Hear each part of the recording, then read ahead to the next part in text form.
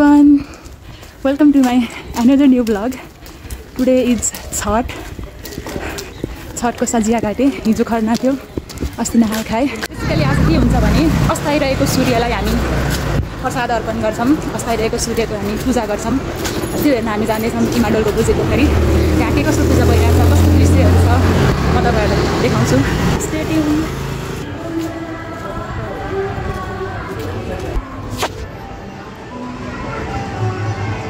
बुझे पोखरीलाई तपाईहरुले यो पानी ट्याङ्कीले पनि चिन्न सक्नुहुन्छ। यहाँ पानी ट्याङ्की छ र यो पोखरी यहाँ छठ सेलिब्रेट भइरहेछ। बुझे पोखरी इमाडोल।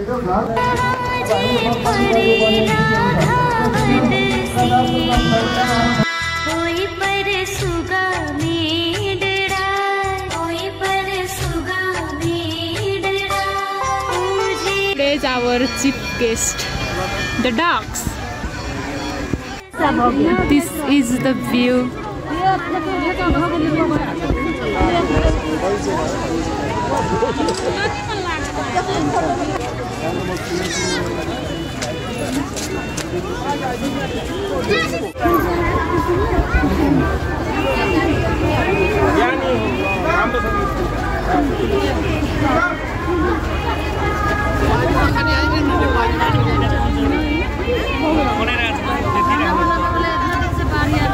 जुन व्रतालु दिदीबहिनी आमाहरू हुनुहुन्छ उहाँ पानीमा उभिनु भएको छ। त्यो एउटा भाकल गरेको मानेको त्यो अरग दिने एउटा परम्परा हो।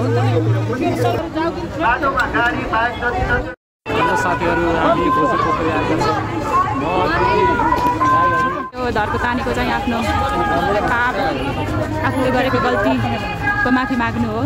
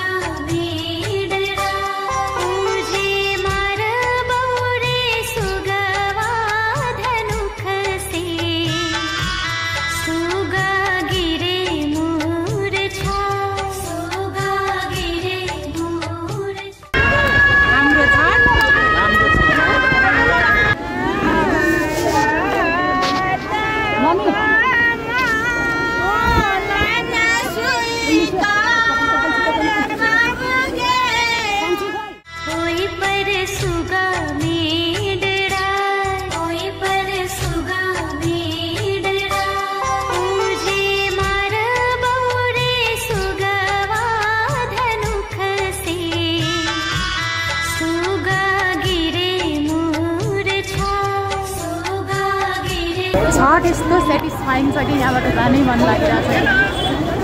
अस्ताउँदो सूर्यको पूजा भइसक्यो र हामी वेट गरिरहेको छौँ। सबैजना व्रतालुहरू जान्छन् अनि हामी पनि जान्छौँ। तर गाउँघरभन्दा अलिक डिफ्रेन्ट रहेछ यहाँ। हाम्रो घरतिर घरमै थियो भने यहाँ चाहिँ ओभरनाइट नै बस्ने चलन रहेछ।